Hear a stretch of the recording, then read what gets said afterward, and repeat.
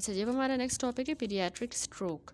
Paediatric stroke में सबसे पहले इन्होंने केस प्रेजेंट किया है कि एक बच्चा है 2 साल का और प्रेजेंट करता है sudden onset of right sided weakness.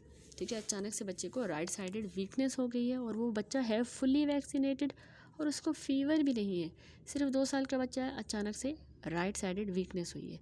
तो कॉमनली हेमीप्लेजिया जो है वो स्पेस ऑक्यूपाइंग लेजन की वजह से या किसी ना किसी वास्कुलर डिसऑर्डर्स की वजह से होता है। ट्यूमर हो गया, एब्सेस हो गया, कोई भी स्पेस ऑक्यूपाइंग लेजन या कोई वास्कुलर डिसऑर्डर होता है, उस वजह से हेमीप्लेजिया होता है, हाफ लिम्ब की वीकनेस हो जाती है। अच्छा, अब सबसे पहले आप इंसिडेंस देखें। हेमीप्लेजिया का इंसिडेंस सेरेब्रोवास्कुलर डिसऑर्डर्स की वजह से, स्ट्रोक की वजह से जो है 3 to 8 है, यानी 1 लाख में से 3 से 8 बच्चों को ये स्ट्रोक होता है। ठीक है, स्ट्रोक हम तभी कहते हैं ना कि जब blood flow part of brain का की तरफ इंटरप्ट हो जाए और ब्रेन सेल्स डाई हो जाएं। ठीक है, तो ऐसा neurological deficit lasting more than 24 hour due to a vascular event. ठीक हो गया। तो स्ट्रोक में आकर एट एनी एज, लेकिन ये ज़्यादा कॉमन है 1 से 5 साल की उम्र के दरमियान। Congenital cyanotic heart disease most common underlying systemic disorder है जो बच्चों में स्ट्रोक करवाता है। कंजेनिटल साइनोटिक हार्ट डिजीज़ अगर है बच्चे को तो उसको स्ट्रोक के चांसेस ज़्यादा होते हैं। स्ट्रोक आर्टीरियल या वीनस थ्रोम्बोसिस की वजह से भी हो सकता है, इंट्राक्रेनियल हेमरेज की वजह से, या इवन एम्बोलिज्म की वजह से। कैसे आप क्लिनिकली असेस करते हो स्ट्रोक के पेशेंट को? आपने सबसे पहले हिस्ट्री से आपने presence of any relevant chronic illness को इस्टेब्लिश करना है। जैसे कंजेनिटल हार्ट डिजीज़ तो नहीं है, उसको आपने रूल आउट करना है, देखना है। तो बच्चे को हिस्ट्री हो सकती है रीसेंट ट्रॉमा की, या कोई इन्फेक्शियस डिजीज़ का मसला हो सकता है, रिसेंटली हुआ हो। डिटेल न्यूरोलॉजिकल एग्जामिनेशन भी आप करोगे ताकि आपको जो लाइकली जो वेसल है जो ऑक्लूड हुई है, for example contralateral hemiparesis with legs affected more than the arms occur in the occlusion of anterior cerebral artery. ACA जो होती है ना, एंटीरियर सेरिब्रल आर्टरी स्ट्रोक, वो जब ब्लॉक होती है तो उसमें ऑपोजिट साइड के कॉन्ट्रालेटरल जो लेग्स हैं वो ज़्यादा अफेक्ट होती हैं बनस्बत आर्म्स के।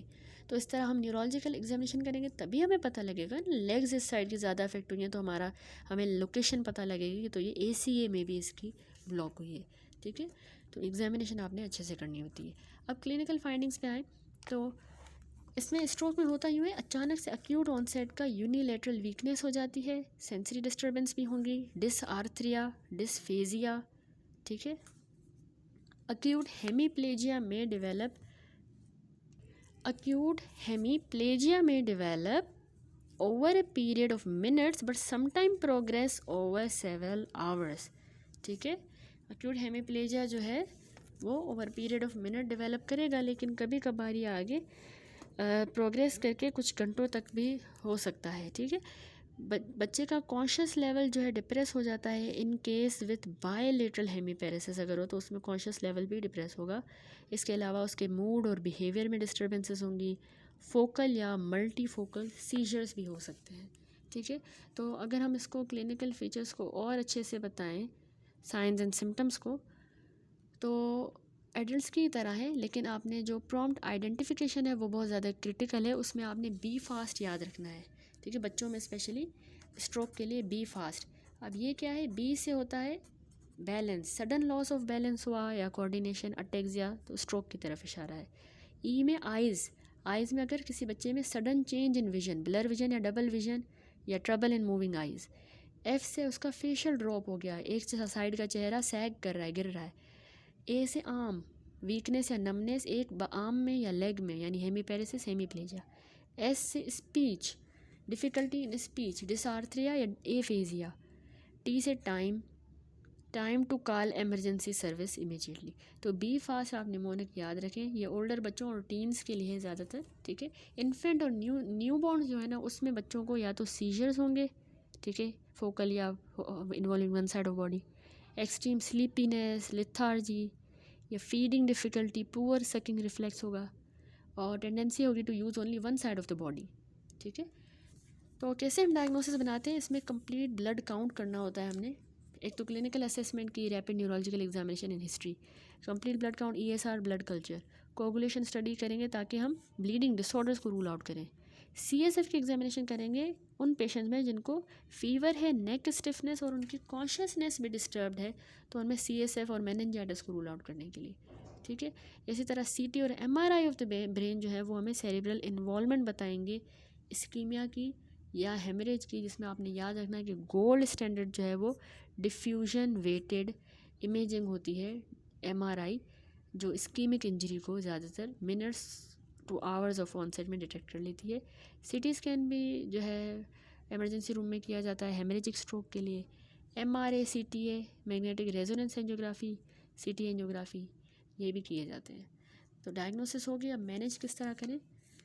Acute treatment, time is brain. हमारा इनिशियल मैनेजमेंट फोकस ABC पे होता है, एयरवे, ब्रीदिंग, सर्कुलेशन, और स्ट्रोक के टाइप क्या है, ठीक है।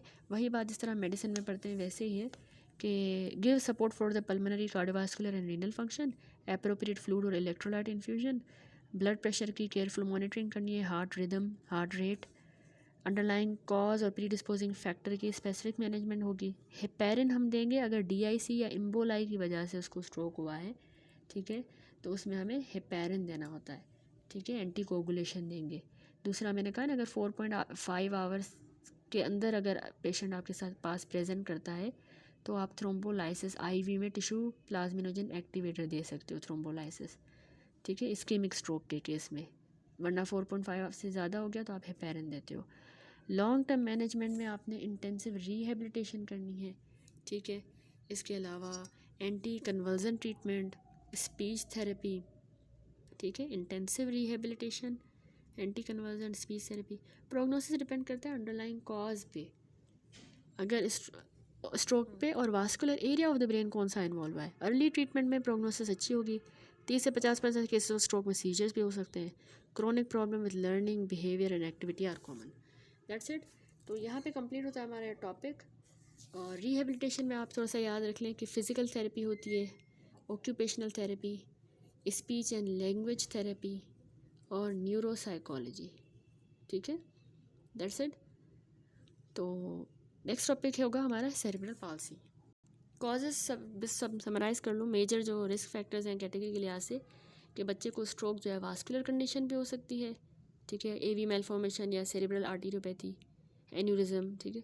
ब्लड डिसऑर्डर हो सकता है, सिकल सेल डिजीज़, थ्रोम्बोफीलिया, इनमें भी स्ट्रोक हो सकता है। कार्डियक डिसऑर्डर में congenital heart disease specially cyanotic, arrhythmia, endocarditis, infection या इन्फ्लामेशन में जैसे मेनिंजाइटिस, वेरिसेला, ट्रॉमा में से हेड या नेक ट्रॉमा हुआ हो तो उसमें भी जो है क्लॉट या डाइसेक्शन की वजह से स्ट्रोक हो सकता है। और पेरीनेटल फैक्टर जैसे हाइपोक्सिया।